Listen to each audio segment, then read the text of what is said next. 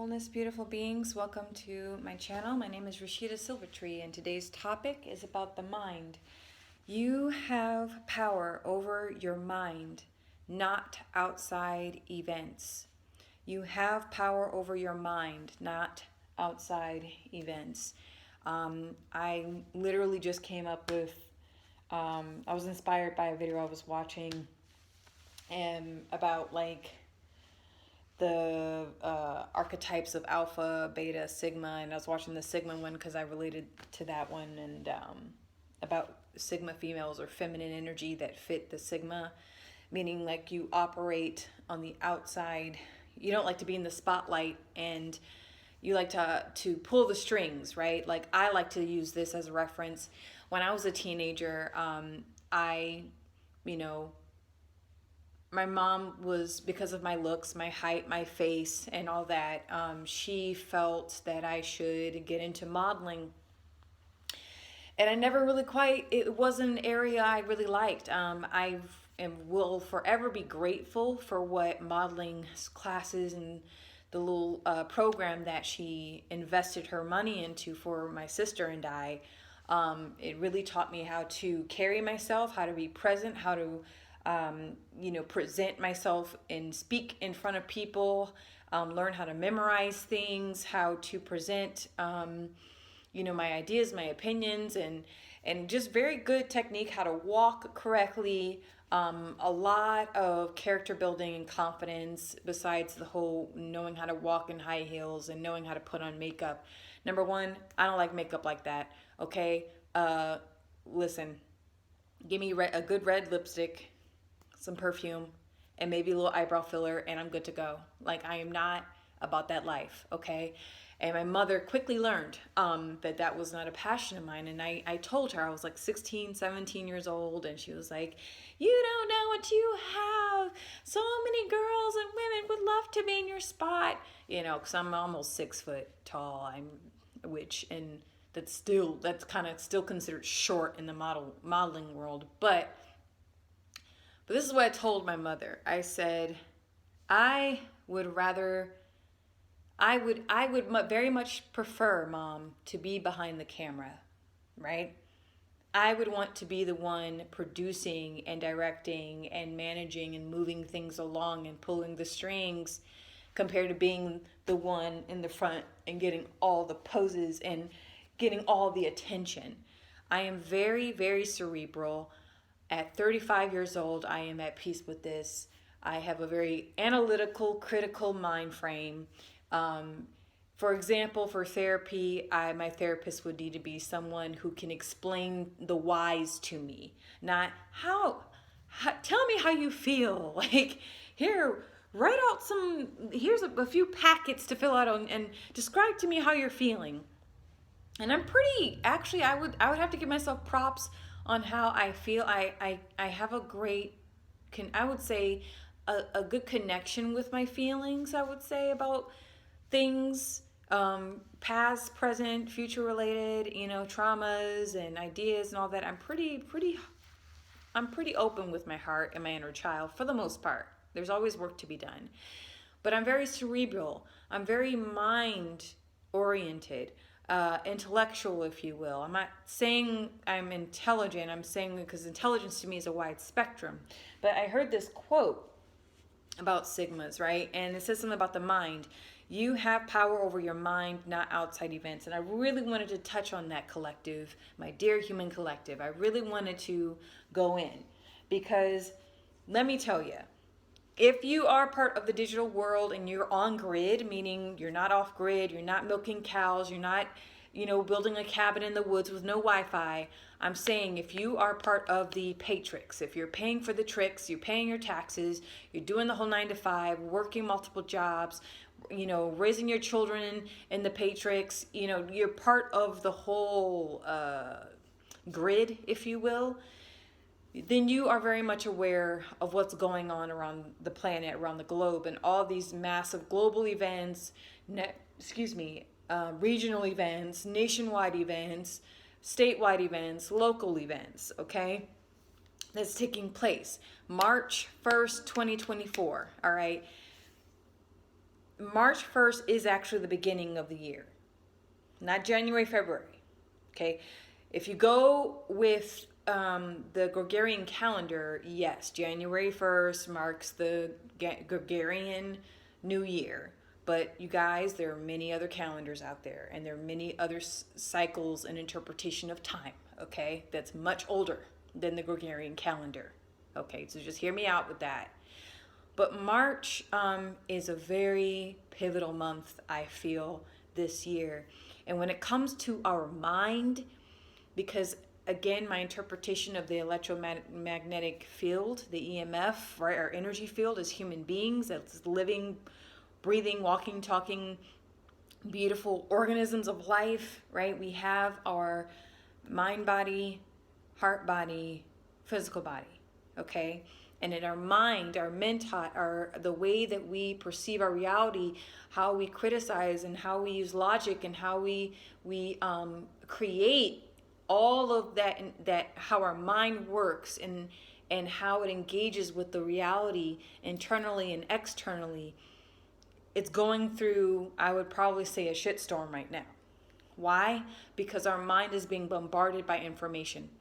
We are being bombarded by so much information. Our brain, our mind we're not given enough time to process the information that we're constantly consuming on an much faster pace. Every year, it seems like, maybe even faster than that. It's just so much information. And you see this with the development and creation of the reels, right? It's just, and you're exposed to short snippets of a recording, and then it moves on to another one, and after 1 to 1.5 minutes it moves on to another one, and then you slip and you stroll and you stroll and you stroll and you keep going, and your brain is like, wow, it's absorbing everything. Your subconscious mind is absorbing everything. There's no slowdown. There's not enough time to process anything. Okay, and that type of distraction, it deactivates our power. Meaning, we forget that we have power over our mind. The mind, I remember growing up in the 90s, and teachers and educators would always say, the mind is a terrible thing to waste, right? And it is. It is.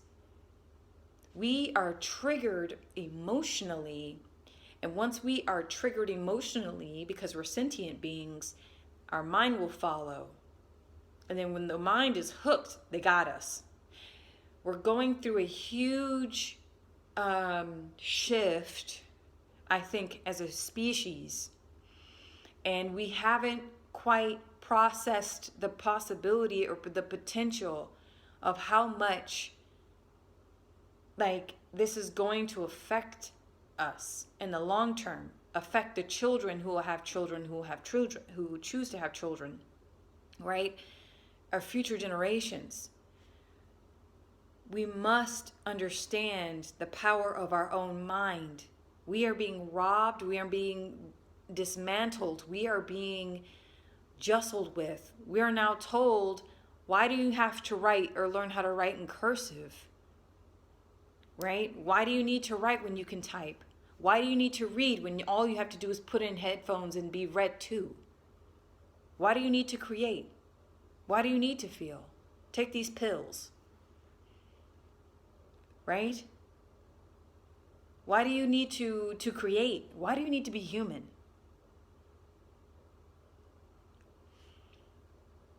We can't control the agendas and the events that are taking place due to the agendas that are popping off right now. Locally, statewide, nationally, regionally, globally. It's all part of the design, as I've mentioned before in one of my videos.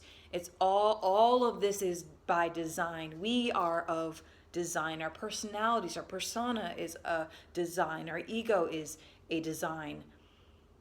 From the very phone that I'm recording, that is a design and a program in itself. We are designed. Everything has its place. But the one thing that's unpredictable is the mind. Everything else can be predicted, even our emotions. Even our emotions. They know what colors, what scents, sounds, what music, what type of images that can strike an emotional chord and can trigger us on a deep emotional level to get us to buy something, to get us to get angry about something, to get us to be engaged on these virtual social media platforms, to get us to go out in the street and start protesting on a matter we know very little about. They can go a long way with emotions, but they need our mind. And they captivate our mind by outside influence and outside manipulation and outside events. 2020 was a pivotal. 2020 is so symbolic. It's all about vision. It's all about what you can really see, what you can really observe and absorb and consume. 2020 vision, perfect vision, right? As they say. That was a pop off. December 2019. And it's going to continue to unravel and unfold. So at this time, my dear human brothers and human sisters, my dear human collective, understand this. Control your mind. Control your mind. Control it through meditation, through ultimate observation, just sitting in silence and allow whatever that you hear, you feel to come up. Meditation is a form of self-hypnosis, meaning you're putting yourself in a state of neutrality. You're not saying a prayer, you're not speaking, you're just observing what is there and being present to the point where you are just one and unified with breath. The thing that sustains the body that we need. And you become one and unified with it to the point where you're no longer even aware that you're inhaling or exhaling, because a lot of meditation beginners, right? I've been meditating since 2015 consistently, but I'm still feel like a novice. But I have had some profound moments for sure with my practice.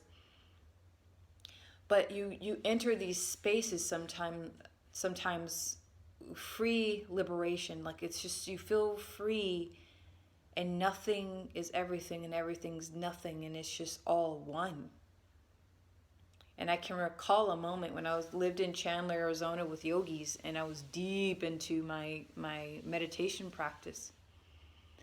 And it was in the morning and shortly after my yoga practice, and I was meditating for about an hour, and I remember the moment where I let go. I let go of my mind, right? You say, Naja, control the mind, control your mind. And I'm like, but it's kind of like, that's a dichotomy. In that moment, I let go of control. I let go of everything. And then I felt the deepest presence ever. And once I felt that presence, like my ego was like, oh my God, what is this? Ah! And then attached again. I tried to make it into something, and then I was pulled back. Right? It was only for several seconds that I was just so at peace and deep with the presence, with the oneness. And my mind was like free. I didn't hear an internal dialogue. I didn't hear any energies around me. I didn't hear anything. Not even my breath. I didn't even know if I was breathing. It was deep. It was a very profound moment for me, and it only lasted several seconds. But I share this with you as a reminder, okay? We cannot control the agendas that are unraveling left and right, up and down. It is what it is. It is what it is. There's a lot of paranoia, a lot of fear, a lot of unsettling. Like everyone can feel something's different in the air. Something is different. Something is unraveling. Something is coming or leaving. There's a shift for sure this 2024. And I stress to you, from my love energy beings to you guys, have no fear. Have no fear. The mind is a powerful tool, and that's all that it is. But be wise with where and who you give your tool to. Start asking questions. Because if you're not pulling your own strings, someone's definitely pulling yours. Someone's definitely pulling yours. This isn't, fear porn. This isn't, I may sound a bit abstract, but because I don't want my channel to be about, all these world events, If you know, you know. You don't, you don't. You will find out, okay? Because it's involving everybody in many different arenas, financially, culturally, racially, spiritually, all across the board. But there is nothing to fear. Fear is false evidence appearing real. Illusion, the separation, the illusion of separation causes hell. It causes a break within unity, my dear human collective. And when there's a break in unity, there's fragmentation. When there's fragmentation, there's misunderstanding, there's division, there's confusion, there's misinformation, misguidance. I don't claim to be your guru. I will never claim to be your guru. I will never claim that. I'm an instrument of all. That's all. I'm an instrument of source, just like you're an instrument of source. Everyone's an instrument, and we're creating certain frequencies and vibrations with our instruments. And it depends on the type of music that you create with your instrument that you've been blessed with in this life.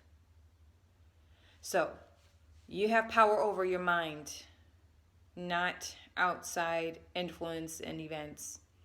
That's why I'm not a big protester. I may have my strong opinions about things, but all that's subject to change. It really is. But yeah, like, whenever I see protesting, it's like when I see protesting now, it's I can see right through it. Like, I can see the agenda that's being mapped out in society. When I see certain movements take place and then they go silent and fall apart, it's like, it's all part of hidden agendas coming to life. And a lot of people who are misguided they fall right through it. And then they fall right in line and they play out the role handed to them. And, so you'll never find me out in the streets, what I'm saying? Like, holding up signs and whatever. I think that the best way to become an activist is activate your mind, maybe. Activate your inner mental power.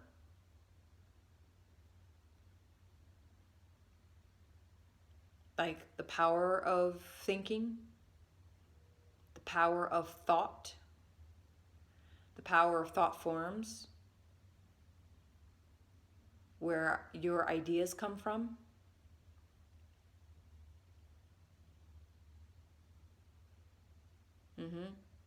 That's activism to me. When you become the ultimate observer and master of your internal world. That's more impactful than holding up a sign and going out in the streets and screaming your lungs out. Anti this, pro this. That's division. That's division. It can't be black and white. nature is not black and white. Nature is full of color. Nature is a spectrum. Nature is beautiful and it can be brutal. Brutal. But it can behold such beauty that can soften. It can soften any opposition, any evil. So, thank you so much for tuning in and listening, and I'll see you again.